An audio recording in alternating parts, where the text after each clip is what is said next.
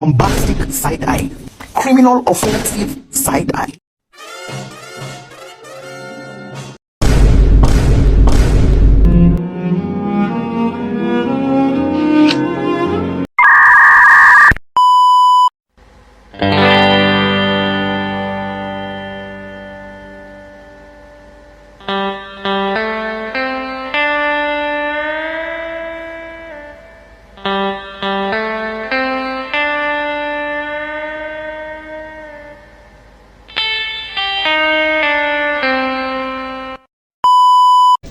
Pemilu tahun 1955 di Indonesia adalah pemilu pertama setelah kemerdekaan Indonesia yang diadakan untuk memilih Dewan Perwakilan Rakyat dan Dewan Konstituante. Pemilu untuk memilih Dewan Perwakilan Rakyat berlangsung pada 29 September, sedangkan untuk Dewan Konstituante berlangsung pada 15 Desember. Dengan hasil yang menunjukkan pluralitas politik, di mana Partai Nasional Indonesia meraih suara terbanyak di DPR, diikuti oleh Masyumi, NU, dan PKI. Meskipun pemilu berjalan lancar, Dewan Konstituante gagal menyusun konstitusi baru yang mengarah pada keluarnya Dekret Presiden 5 Juli 1959 yang membubarkan Dewan Konstituante dan mengembalikan Indonesia ke UUD 1945. Pemilu ini menjadi langkah awal menuju sistem demokrasi lebih terbuka. Meskipun ketidakstabilan politik berlanjut, hingga perubahan sistem pemerintahan menjadi lebih otoriter di bawah Soekarno. Nasakop adalah singkatan dari nasionalisme, agama, dan komunisme. Istilah ini dipopulerkan oleh Presiden Soekarno pada era 1950 sampai 1960-an sebagai bagian dari strategi politik yang menyatukan tiga kekuatan utama yang ada di Indonesia. Ciri-ciri yang pertama adalah dominasi Soekarno, yang kedua penguatan PKI, yang ketiga militer berperan besar, yang keempat adalah manipul Uzbek, yang kelima ekonomi terpimpin, dan yang keenam konfrontasi Malaysia.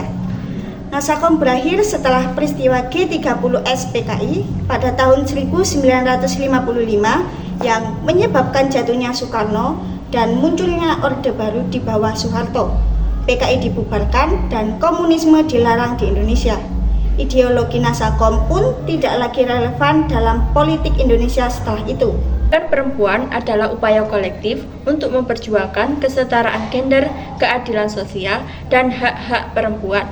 Gerakan ini bertujuan mengatasi ketidakadilan yang masih banyak dialami perempuan di berbagai aspek kehidupan, seperti pendidikan, pekerjaan, dan politik.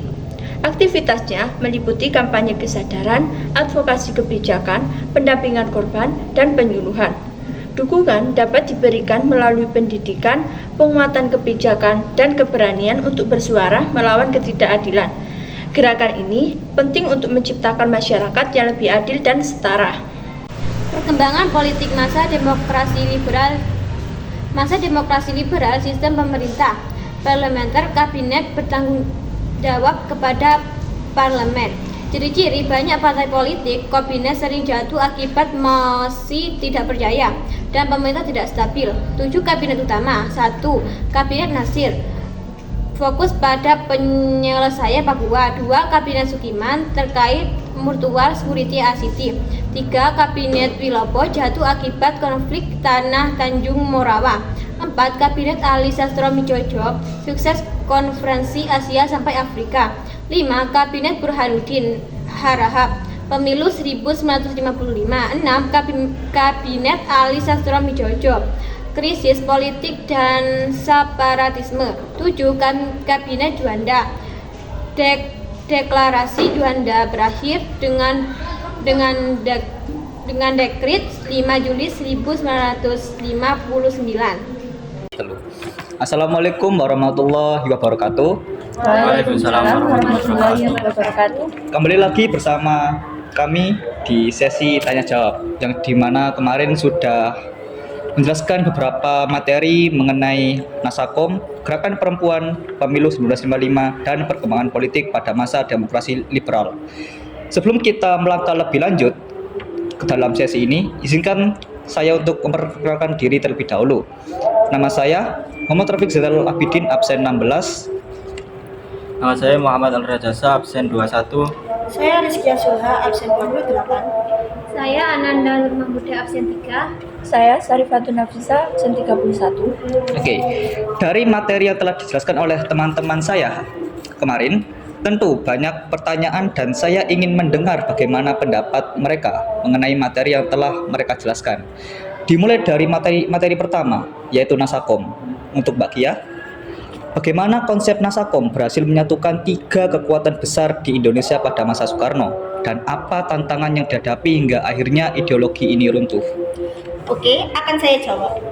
Nasakom berhasil menyatukan nasionalisme, agama, dan komunisme sebagai kekuatan politik untuk menghadapi tantangan internal dan eksternal. Namun, ketegangan antara kelompok agama dan komunis serta meningkatnya dominasi PKI menciptakan konflik. Peristiwa G30 SPKI pada tahun 1965 menjadi akhir dari konsep ini, diikuti dengan pelarangan PKI dan komunisme di Indonesia. Wah, pendapatnya sangat bagus sekali. Terima kasih Kak Kia. Untuk materi kedua, kita masuk ke gerakan perempuan.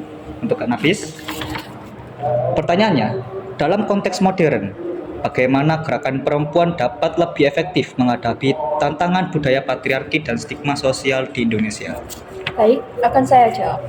Gerakan perempuan dapat lebih efektif dengan memanfaatkan media digital untuk kampanye, memperkuat pendidikan, kesetaraan gender sejak dini, dan melibatkan laki-laki sebagai sekutu.